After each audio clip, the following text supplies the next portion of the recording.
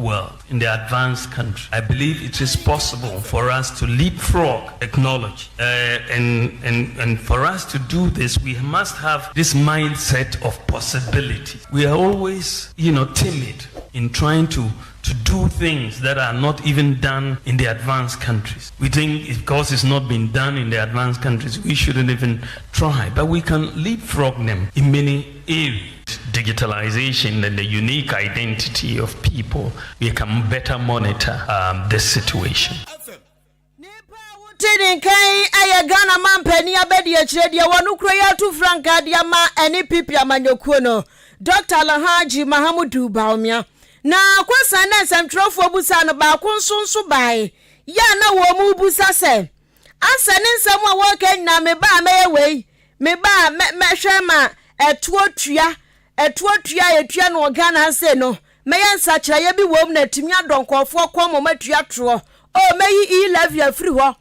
tax ye da betin so meyi afiri ho no wo busa sentro fo busa se adenti ana wonye se wo ya vice president ya ubetimi ayo ti denti ana wonye de na si ukwan agira ya de tumi ama wansa ene no so Dr. Lahaji Mahamudu Bami akirem se oye mampani abedi akire wonya mampani enu nti sansam na yabobaba ne so no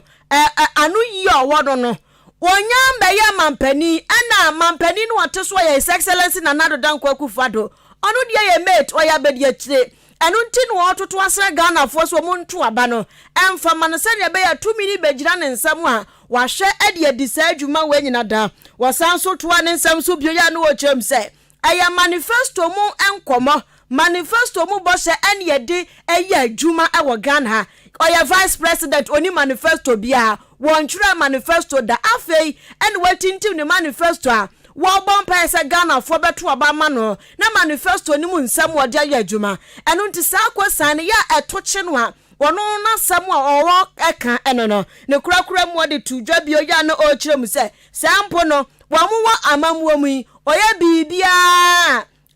sikasam agensripi oya ni ye oya we ye beti wotwam e-levy wotwam a so opetumi na mu de tumi no mano a ede afoforo no betimi aye enti na sache se oya ni nyina no a wo nya de afoforo bia wo betimi aye enti monto abane mano a enioma wo bobo so no wo be ne fenchem de ama oman Ghana.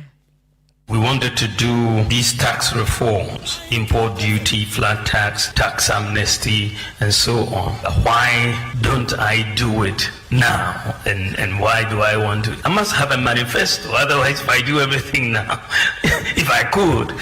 what would I do when I come into office? I mean, how can you do everything now? Even President Mahama, former president, who was president, I'm only vice president, but he was president. Why didn't he do everything then?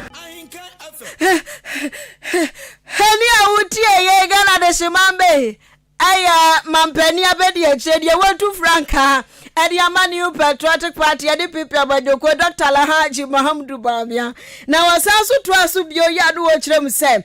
Omama mwe mubu ukura nya ya yesi agensrepe atetia pansam se kontebe ebu ne pasaship so flag no eya chan John Dramani Mahama mamuo bone no obebuye no. So if according to him we have mismanaged the economy in the midst of a global crisis, if our mismanaged economy is outperforming you in virtually every sector, this economy that you are saying has been mismanaged. We are performing you in GDP growth, in per capita income, in gross international reserves, in managed economy. That is outperforming you in your economy that had no global crisis. No crisis at all. But you couldn't afford chalk. But there was no crisis. So if our mismanaged economy is performing better than your better managed economy, then in that case, you must not have been very good. Let me put it mildly. I was going to say incompetent. Because our bad economy it's much better than your good economy. I mean, it doesn't make sense.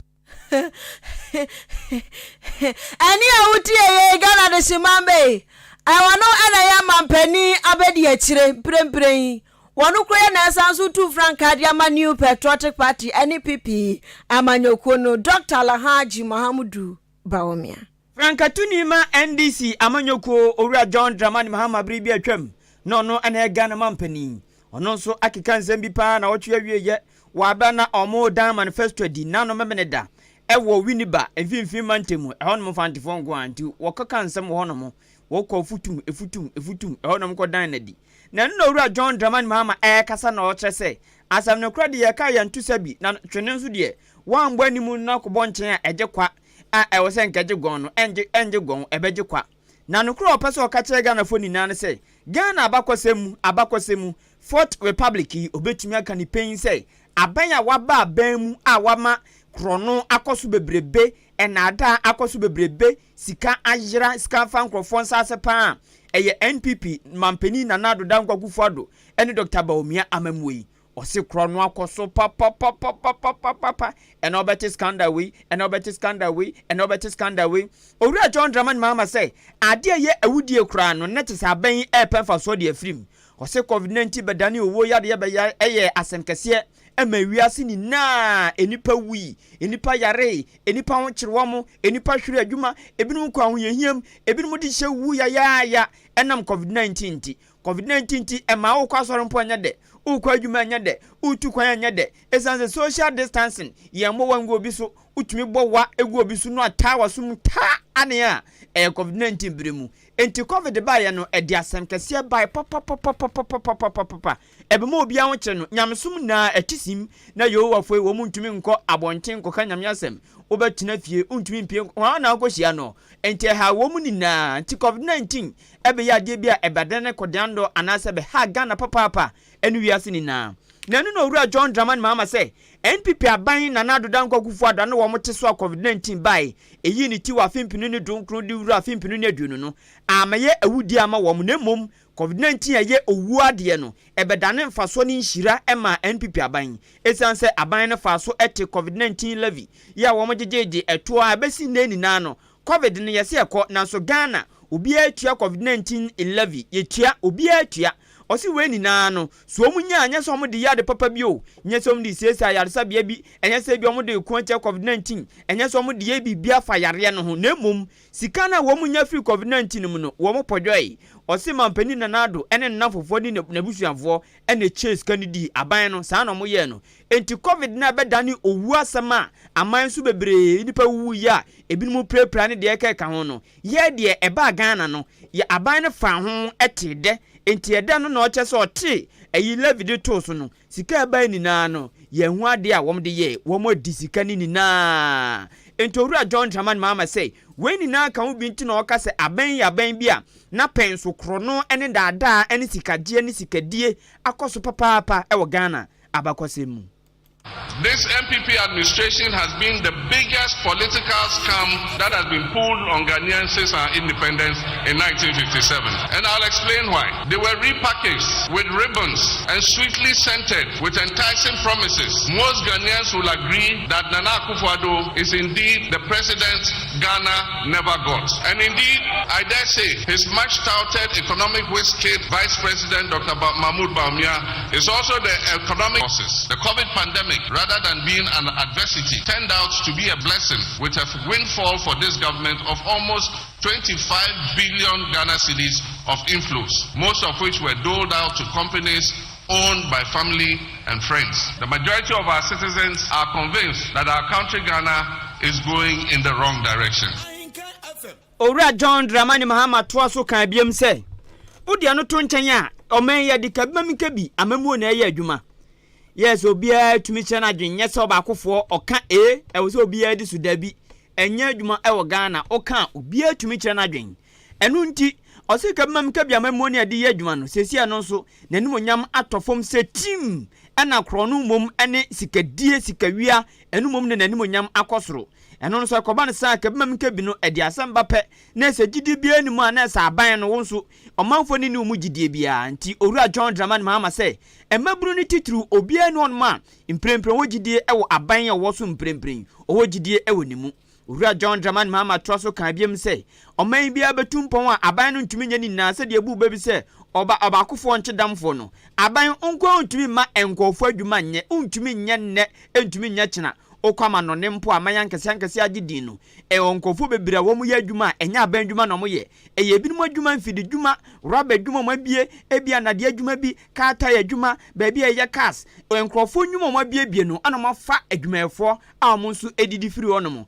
na mum aban adwuma nkasa se adehye ni nya bi ne de eye aba bia bekọ bia ekituwa bi sanso ana de baga na anum se ya aban adwuma so obenya aban adwuma ya no wo me ye ne kituwa bi dia kani na kofrempo ono mo kohwe enkofo a wafo o madwuma ebia omo bo night ene omo bo day enye nipa ketua edoso papa ko show filling station enkofo ya fo o madwuma bra Ahenkan FM enkofo ya fo o madwuma wa radio enya ban dia eya nkrankra dia o costos awodro ya biebie okrom enkofo abiebie mobile phones ene dia ka kan wa fa adwumafo no weni na no eya nkrankra ne boa ban no papa emamaburu enya adwumaye na osose sa nkrankra ne nyuma bekoso no matumi abie nyuma kese amankofo nya bia ya acha won ma wo sika eti sika hwie sika ebi no firi amanone na ebi no firi Ghana wom di sika rurawura sa nyuma no mu mane ya kese aye from investors nanso owura John Dramani Mahama say ene wom ewo amanone ene wom ewo Ghana mu sika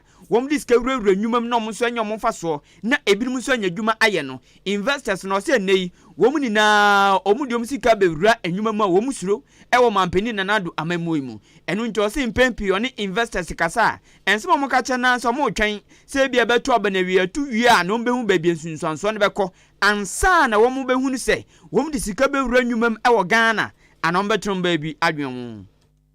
Faith in our democracy is at its lowest, and many of our youth do not believe that constitutional governance is working for them. Faith in our democratic institutions and the political leadership is at its lowest ebb, and corruption is at its highest. And Ghanaians have become numb to the scandals that are exposed almost every week. And when you have a president who says he does not understand the hullabaloo that is being made about the sale of snitch hotels to a minister in his own government, then clearly he is on a completely different wavelength from the rest of us in this country. My brothers and sisters, this is a president who just doesn't get it. Many domestic and foreign investors have adopted a wait-and-see attitude. Many of them I have met have told me that they are waiting for a signal from the Ghanaian people, that the political and business environment is going to change for the better, that we are going to effect a change of course so that we can provide a reasonable environment for them to put in their investments. We ayowura John Dramani Mahama no krakra no wabra all down manifesto di ewo wini banfinfin mantem no asema okan ne se oba ban mu a se yeto aba ne wie na Ghana for toma no ewo December bosome ne de to sonso na se oba yema mpani anafuo makomako oha ne adwunu 120 days within that days no ose o de be national economic dialogue ai no wom de betena se adwinfie nan ya de wo manim no enwema odom de betutu akwam aboa ma sikasam agina ne naso na wom de betutu nneema hwe sikasam ma na agina ne naso nti no enwema bi wonma ha sikasam osom be ya firi wonom ebi ti se e-levy osom be twam COVID-19 levy wom be twam covid ko enso ye chan sika bet udi beta sika aban ne je ose no so obetwam afi wo ko ye port awdo ya okra nneema firi obi man so aba duty se de daso ne levy se guo no a dida da cars ene nneema awdo de yemfuo ndwuma ene mfidi dwuma no enu so owura John Dramani Mahama se obetwam ene nneema awdo bebre se de be ya beboa ame sikasam agina na naso na sidia atofom no apegya ne mu. In the first 120 days in office, we will hold a national economic dialogue to draw up a 4-year fiscal consolidation plan. We would rationalize taxes, abolishing among others the obnoxious e-levy, the COVID levy, and the 10% levy on bet winnings. We will review import duties and levies on vehicles and equipment meant for industrial and agricultural purposes. Ladies and gentlemen, we will rationalize port fees and charges and implement emergency measures to stabilize the city and the macroeconomic environment. Onipa moti so akase yowura John Dramani Mahama bribi atwam no na ye Ghana mampani mprempren de otu franka ma ND samanyoko ni sampe mampani adi ne na moti eni a wogiram de madesha won mo of ton abato mpeso so eyo ni bonyamfo Samuel oku jeto ablakwa wono so de atu dwa kirem se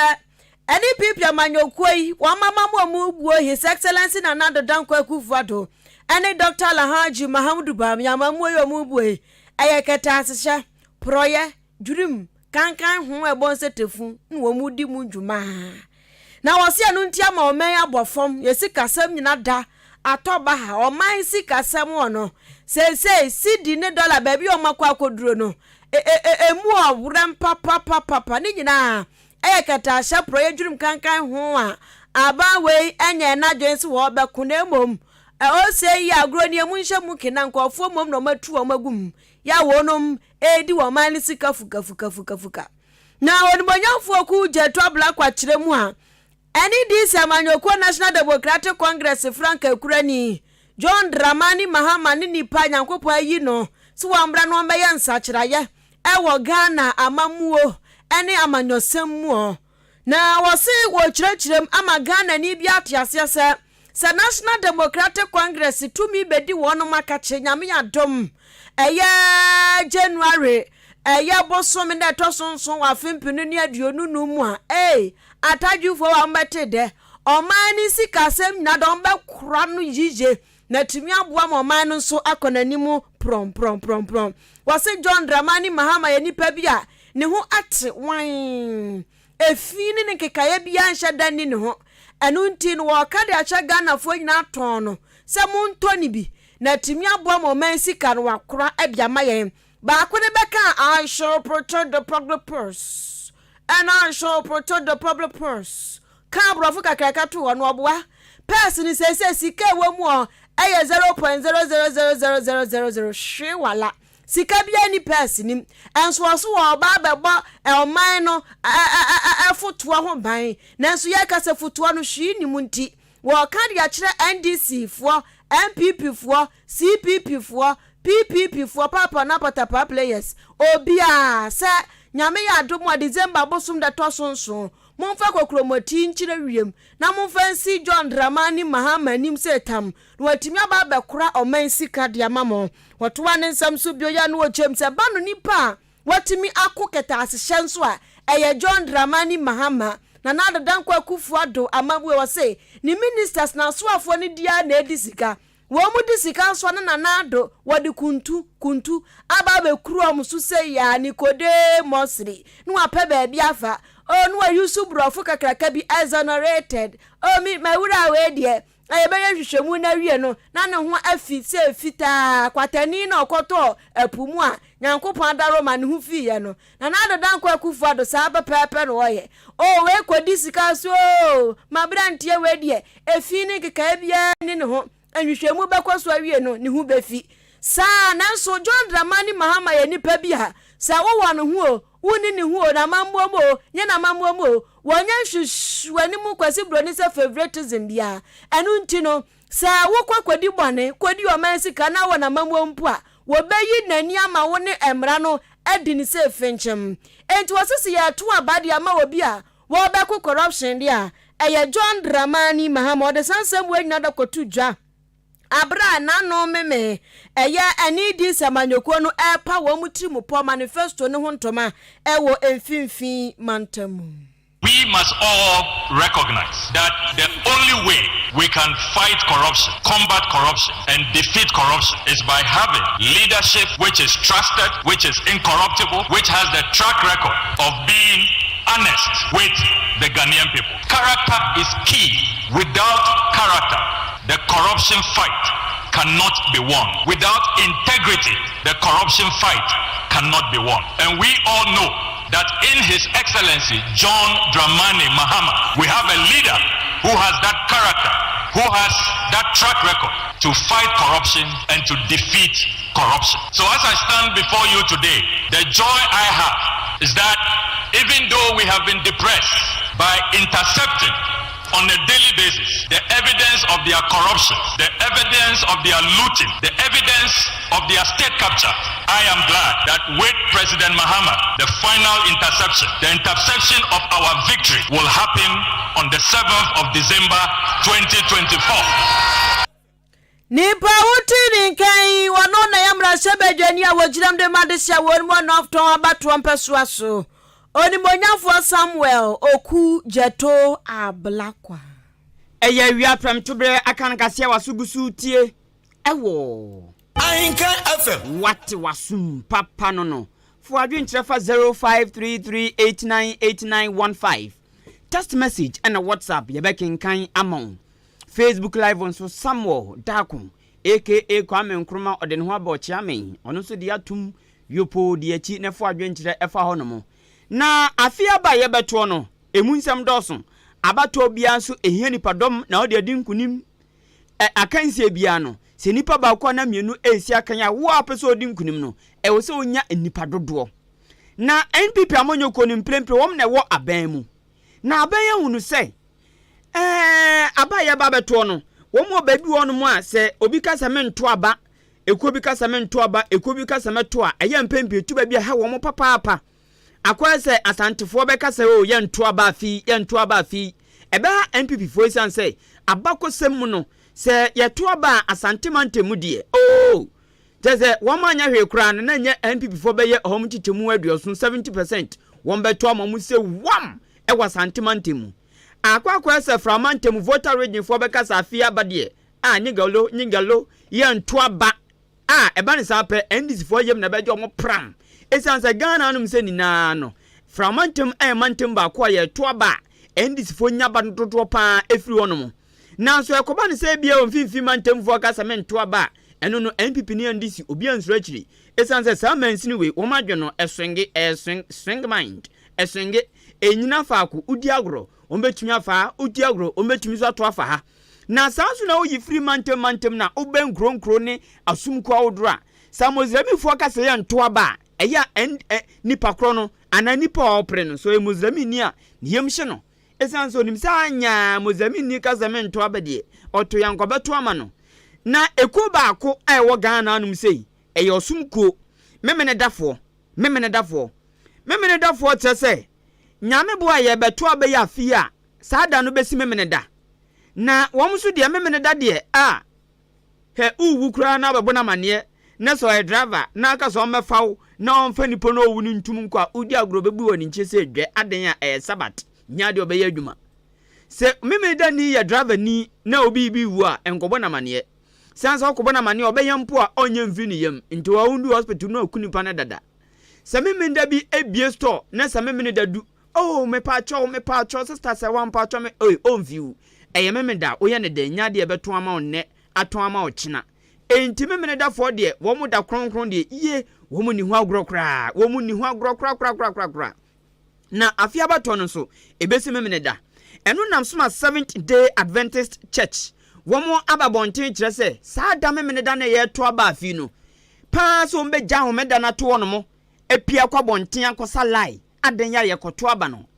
wo mu nya nne enye china wo mu penfo ni abre kan sisu jein se memene da de eye kronkron da ema wo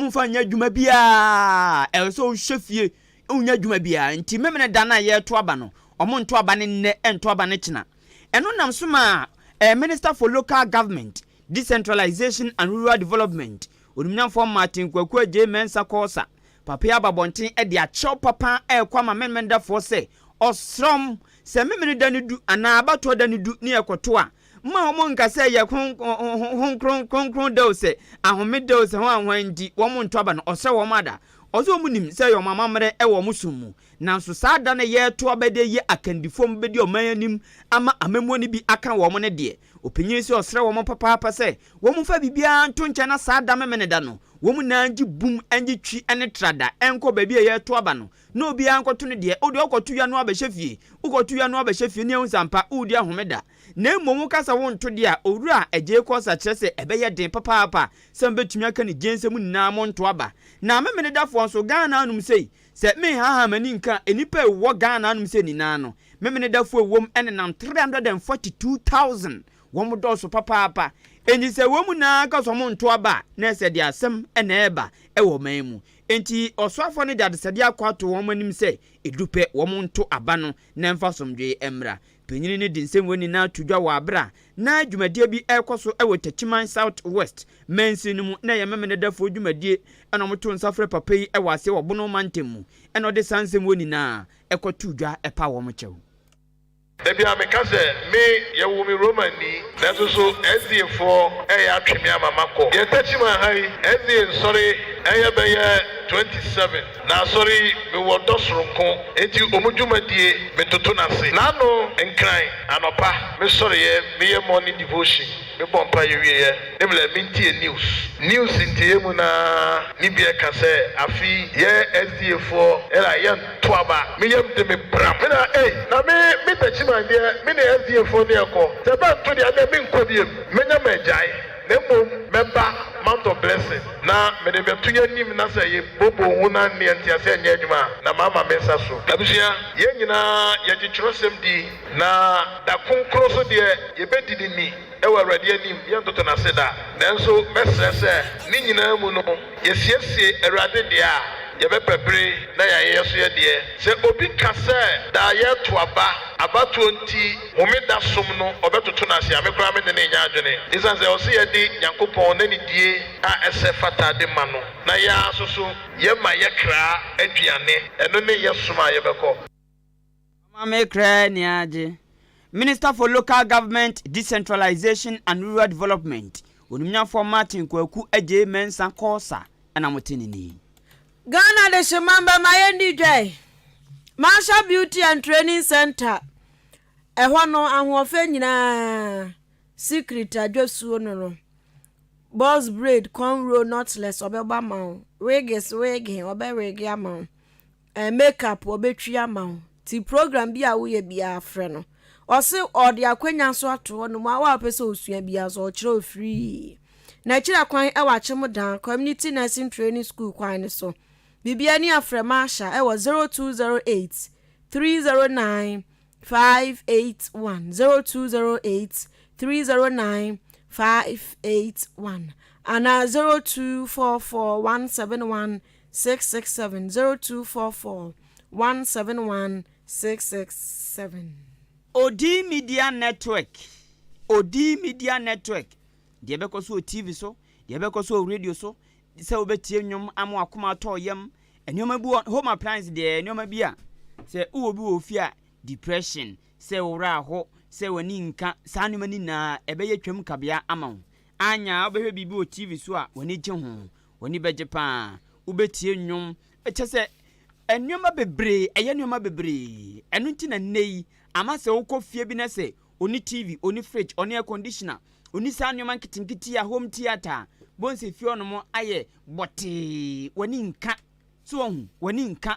no ni mobile phone kra de na asai me pa cho ene enuama ye de yade ofie ye de gigi ye ni ofie atutu nyama ye bibia eye sanyo ya TV ni air conditioner ni fridge ni home theater ni de keka ho eno a okwo kitchen so a blender, rice cooker, and sanyo manyomi, and one ye did juma, a man who ye harry, and after so yadia a yin ye, we an fenchum. Sisians no you know to answer every home. Washing machine, sanyo, obu on man you messy and ya, or per washing machine. But ocean is sika on ya, on to me to washing machine. And posoka so save water, on to me save a man in doing nisika non koto. A pacho, Odi Media Network, Kohonomo, Okwa, Sikaka Crana when yana episode the to washing machine. Tia ni for washing machine ma ni amo bosume miensa 90 days se tia fana aka no sa ne hyehyɛ yete enti wo ye ne se ya obetumi atode ope bia e wo Odi Media Network enwoma e wo no nyina no hyehyɛ de ton enie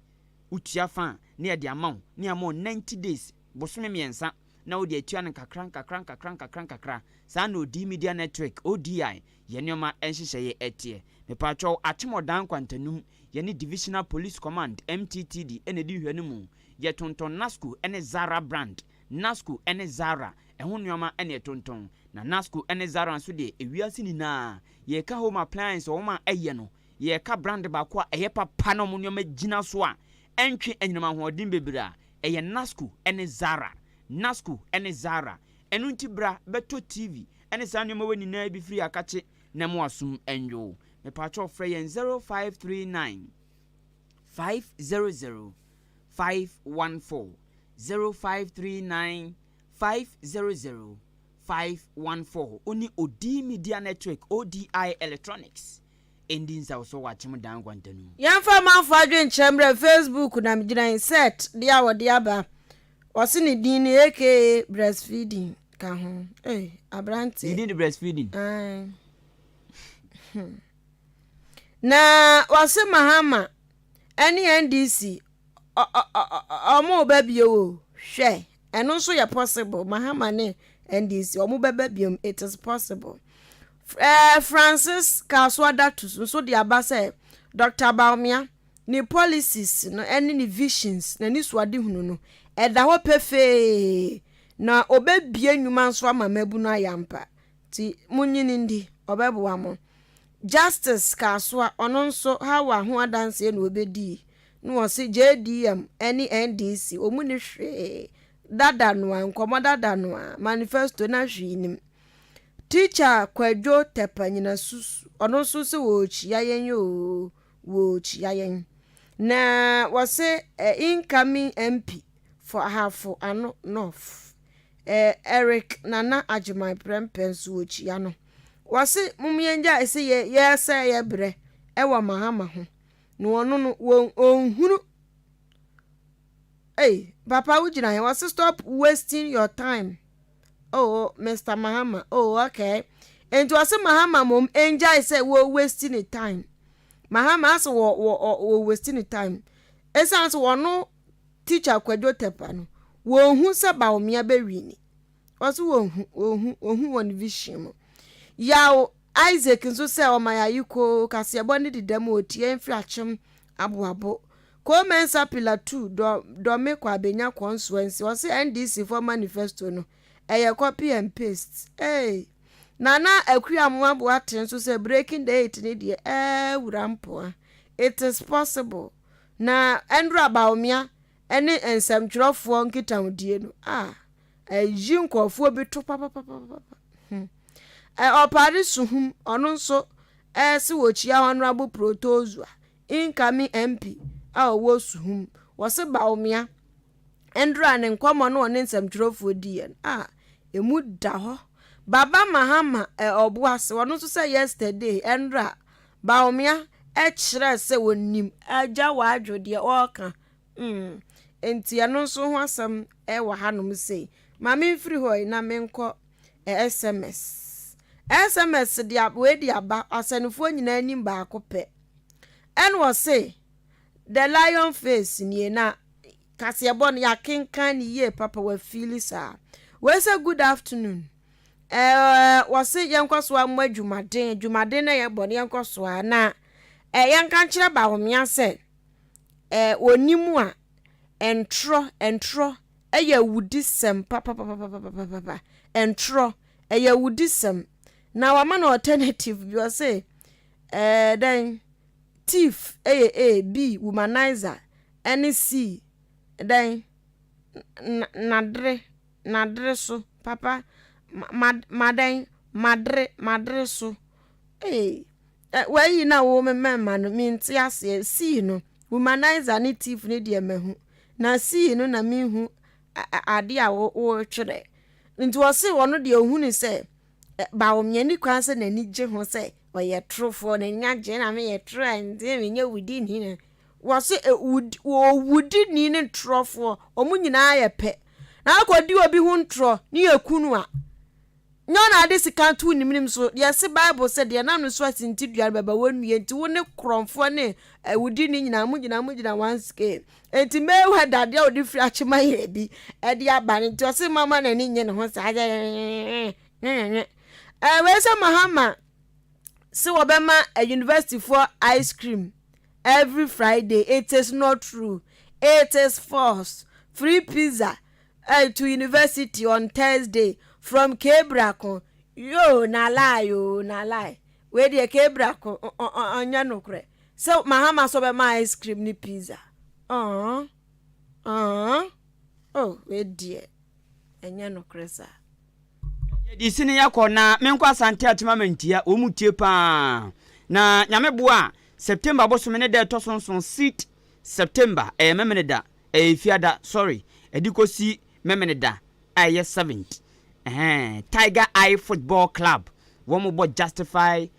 womo bo justify wa mantia Methodist Park anopa nonkron 9 am ti om say wow person show talent no so bo no bo a hia mo ono mo no mfan fe so na Tiger Eye Football Club masa nye football club keto o mani abre yanji din bum de but enuoma wo mo ye no forget it enti wo a odi hu di se oni bo no hia mo 6 to 7th September fiada enememenenda ewa Maintain Methodist Park na mfa jantam so to ananto sport original adwabo a ondo asante atmamentia womsu mutie kase ne pa Alex aka Agadeshu ono so fili kase ne papa ya oche bia dase se waje ya tum prekope bra kwame achima boabo washing be wura ono so ye dem yopo hazire free ice cream every Friday on University campus. Hey. Obi se memfa we nkyere o. Anya no kra mu nya ice cream on. Hwan na ekasa. Wo mo se mahama se. Friday bi obema University for ice cream. Aba. Any pizza. Pizza so Thursday. Hwan kan. Omo se mahama ka on the manifesto. Omo bua or tray. Also resetting Ghana. Resetting him. Ice cream dey change Ghana. So omatimi aye you know. You know logo ni Ghana on. Chese ko TikTok one dey a.